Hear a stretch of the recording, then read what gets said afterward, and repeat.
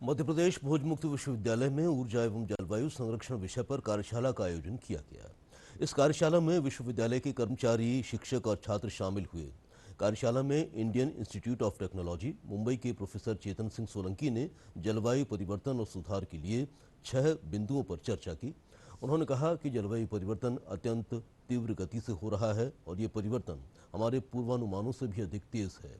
कार्यशाला में मध्य प्रदेश भोज मुक्त विश्वविद्यालय के कुलपति प्रोफेसर संजय तिवारी ने कहा कि प्रकृति के अंधाधुंध दोहन के लिए हम सब जिम्मेदार हैं। हमें हरित ऊर्जा की ओर जाना होगा।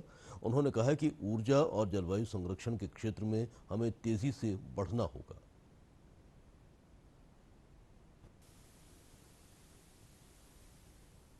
हम ये देख रहे हैं कि हमको जैसे कहा जाता है कि जलवायु परिवर्तन किसी एक का विषय नहीं है, हर एक व्यक्ति को इसमें कार्य करना है। हम कहते हैं कि हम पेड़ ना उगाएं, लेकिन पेड़ों को काटेंगे नहीं तो अपने आप जंगल बनते चले जाएंगे। नदियों को हमको साफ करने की आवश्यकता नहीं है, केवल हमारा कर्तव्य है कि नदियों को गंदा ना करें।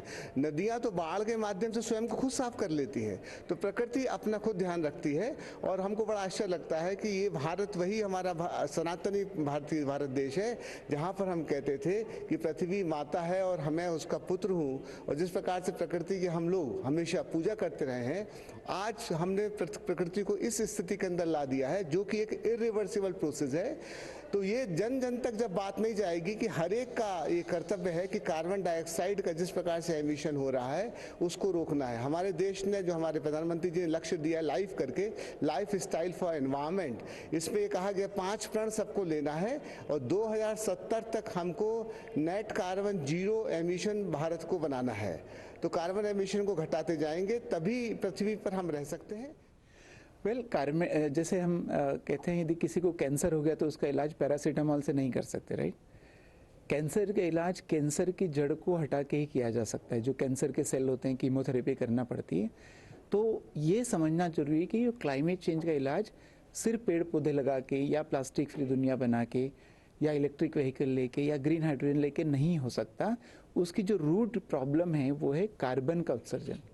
तो जब तक हम सब लोग कार्बन उत्सर्जन को कम करके जीरो पे न लेके आए, सिर्फ कम करने से काम नहीं चलेगा, क्योंकि एक बार जब कार्बन उत्सर्जन होता है तो उसका जो लाइफ है, एवरेज लाइफ वातावरण में, वो 300 साल की होती है। तो 300 साल तक असर रहने वाला है। तो छोटा भी हमने कार्बन एमिशन कम कर लिया परंतु जीरो नहीं किया, उसका असर फिर भी बहुत बड़ा होने वाला है। इसलिए कम करके जीरो पे लाना ही पड़ेगा।